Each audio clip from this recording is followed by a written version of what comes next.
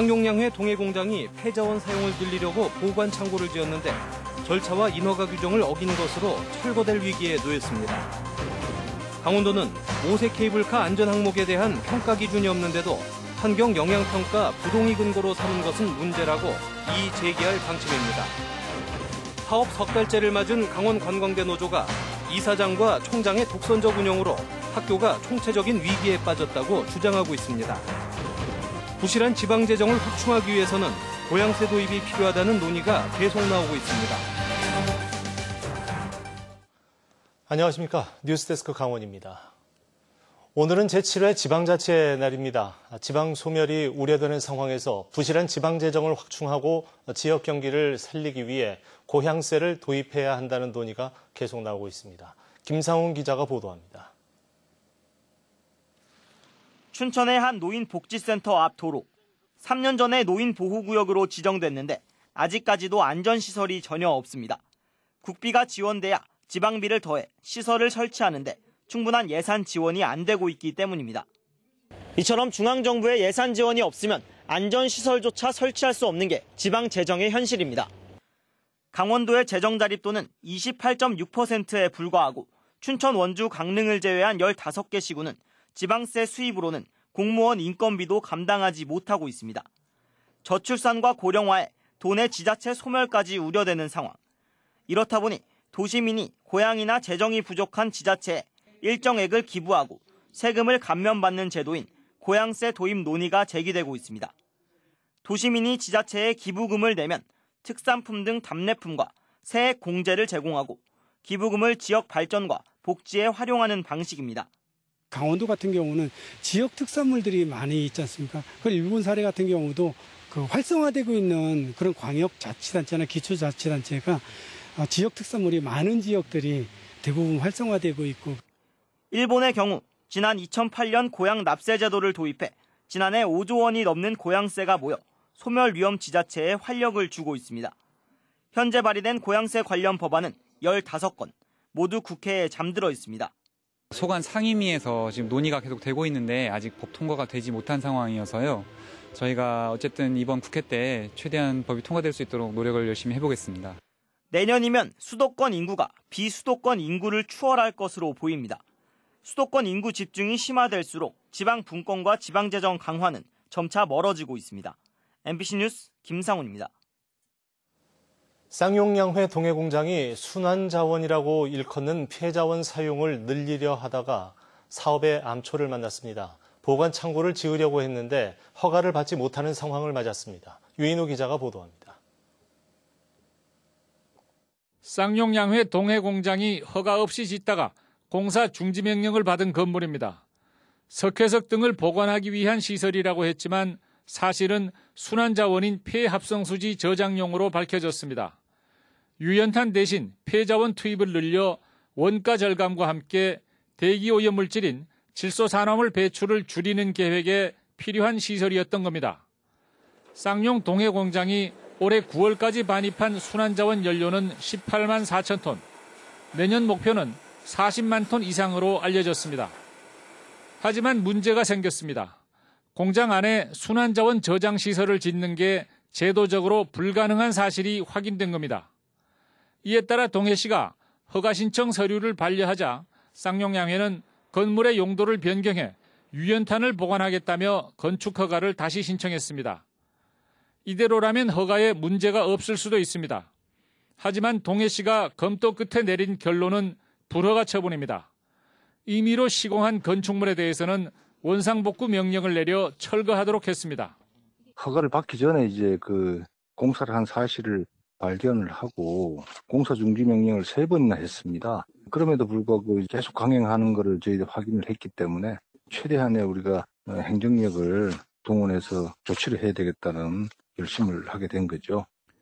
인근 주민들과의 갈등이 지속되고 있는 가운데 법 절차마저 지키지 않다가 순환자원 확대라는 중요한 사업이 흔들리게 됐습니다. MBC 뉴스 유인호입니다.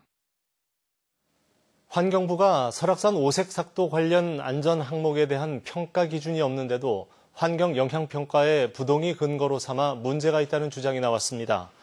강원도는 국립공원위원회에 공원계획 변경 요건 7가지 승인 조건 중 시설 안전대책과는 환경영향평가가 대상이 아닌데 원주지방환경청이 전문성에 대한 의문이 있는 비공개 외부 전문가의 의견만으로 안전성 문제를 언급했다고 밝혔습니다. 강원도는 환경부가 업무 범위를 넘어 협의한 사안에 대해 이의 신청을 한 뒤 행정소송을 낸다는 계획입니다. 혁신도시 이전 기관들은 오는 2022년까지 지역 인재 채용 비율을 30%까지 의무적으로 확대해야 하는데요. 도내 대학생들은 관련 정보를 접하기 어려워서 공공기관은 인력풀이 적어서 채용이 쉽지 않은 실정입니다. 이런 어려움을 해소하기 위한 협의체가 구성됐습니다. 김진아 기자입니다. 혁신도시법에 따라 작년부터 공공기관의 지역인재 채용이 의무화됐습니다. 작년 18%였던 의무 고용률은 올해 21%, 2022년에는 30%로 매년 3%씩 증가합니다. 도내 대학생들은 지역 인재 채용 확대에 반가움을 표하면서도 관련 수업이나 직무 경험 등 무엇을 준비해야 하는지 잘 알지 못하고 공공기관이 내건 인턴이나 근무 경력자 우대 조건에 경쟁력도 약할 수밖에 없습니다. 직무 경험 사항을 중요시하다 보니까 신입인데도 불구하고 경력직이 많이 채용된다 그러더라고요. 그래서 저같이 이제 갓 졸업하는 학생한테는 좀 경쟁력이 없는 것 같아요. 지역 인재 채용을 확대해야 하는 공공기관들도 특수 직종이나 관련 분야 채용 인력풀이 적어 채용이 어렵기는 마찬가지입니다. 이 같은 문제를 해결하기 위해 공공기관 맞춤형 지역 인재를 양성하기 위한 협의체가 출범했습니다. 지역 대학과 공공기관, 강원도 원주시는 채용 설명회는 물론 아이디어 창업 경진대회와 공공기관 체험활동 등을 진행하고 무엇보다 공공기관에서 필요로 하는 취업교육을 실시해 채용을 확대하는 게 목표입니다. 공공기관에 취업하기 위한 교과과정을 따로 운영할 예정입니다. 그래서 여기에 들어가려면 어떤 시험 준비를 해야 되고 면접 준비는 어떻게 해야 되고. 작년 원주 혁신도시 11개 공공기관의 지역인재 채용 비율은 29%로 꽤 높았지만 채용 비율에서 제외되는 인원이 워낙 많아 실제 고용 인원은 크게 늘지 않고 있습니다. 적십자사는 지역 인재를 아예 뽑지 않았고 건강보험공단 등 일부를 제외하면 대부분 고용 인원은 한 자릿수에 그쳤습니다. 강원도는 실질적인 채용 확대를 위해 제외 조항을 축소하거나 없애는 법령 개정도 추진해 나갈 계획입니다. MBC 뉴스 김진아입니다. 전국 대학노조 강원관광대학 지부가 파업을 벌인 지 석 달이 됐습니다. 노조는 이사장과 총장의 독선적인 운영으로 학교가 총체적인 위기에 빠졌다고 주장하고 있습니다. 홍한표 기자입니다. 90일 동안 파업을 이어가고 있는 전국 대학노동조합 강원관광대학 지부가 사학 적폐 청산을 위한 기자회견을 열었습니다. 8년 동안 강원관광대의 보복성 인사조치가 무려 100여 명에 달하고 재학생 충원율 조작, 사회복지사 자격증 허위 발급 혐의 등으로 강원지방경찰청과 태백경찰서에 내사를 받는 등 위기를 겪고 있다는 겁니다. 특히 이사장과 총장의 자녀를 특별 채용하거나 규정에도 없이 신규 직원이나 교원을 채용하거나 임용했다고 밝혔습니다. 저희 대학을 종합감사를 위해서 기초조사를 하신다고 얘기를 했었습니다. 그때 이제 감사 보고서에 따르면 자녀가 채용됐다. 누구다. 그걸 알고 있었냐. 뭐 이런 얘기를 하셨어요. 이는 국정감사기간 박용진 의원이 입수한 교육부 감사 결과 보고서에서도 고스란히 확인되고 있습니다. 기자회견에는 전국 대학노동조합 관계자 등도 참석해 이제부터라도 이사장과 총장은 학교 발전을 위해 노조와 대화의 창을 열어야 한다고 강조했습니다. 하루도 빨리 총장이 노동조합과 만나서 정상을 위해서 자리에 나오지 않을 경우에는 강력하게 수정하겠다는 말씀 드리고, 강원관광대 측의 입장을 듣기 위해 대학 책임자에 수차례 연락했지만 전화를 받지 않았습니다. 한편 국회 교육위원회 여영국 의원은 강원관광대 등 4개 사립대학을 비리 사립대학으로 규정하고 교육부 종합감사 착수와 임시 이사 파견을 요청한 바 있습니다. MBC 뉴스 홍한표입니다.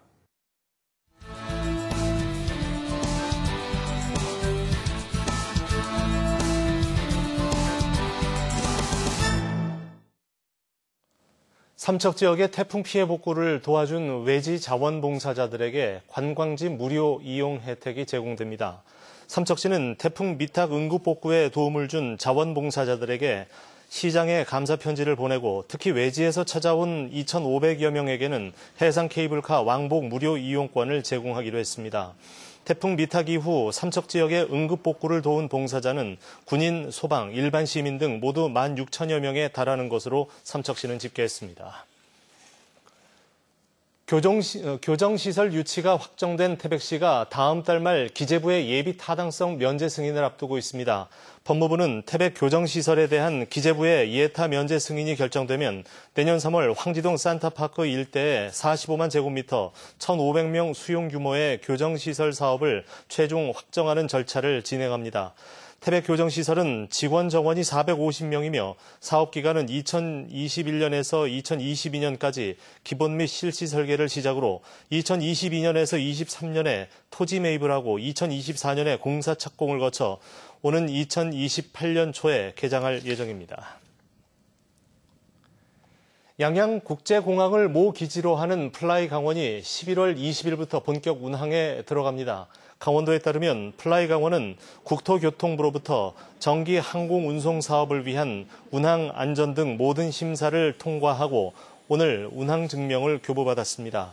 이에 따라 다음 달 20일 양양 제주 간 주 2회 정기 노선이 신설되며 양양 김해, 양양 김포 노선을 임시로 운항해 시장성이 높은 노선에 대한 정기 노선 추가 개설도 추진합니다.